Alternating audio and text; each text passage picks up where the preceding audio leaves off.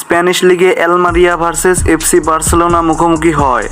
ম্যাচটির শুরুতে আমরা দেখতে পারি এফসি বার্সেলোনা ম্যাচের 14তম মিনিটে বার্সেলোনার primary left back defender Spanish Hector ফর্ডের অ্যাসিস্টে গোল করে। বার্সেলোনার left winger centre midfielder Spanish খেলোয়াড় ফিরমিন লোপেজের অসাধারণ একটি গোলে এফসি বার্সেলোনা 1 গোলে এগিয়ে যায়। পরবর্তীতে এফসি বার্সেলোনা অ্যাটাক করলেও আর কোনো গোলের দেখা পাওয়া যায় না। ম্যাচের সেকেন্ড হাফে আমরা দেখতে পারি 67তম মিনিটে এফসি বার্সেলোনার হয়ে দ্বিতীয় গোল করে ফিরমিন লোপেজ।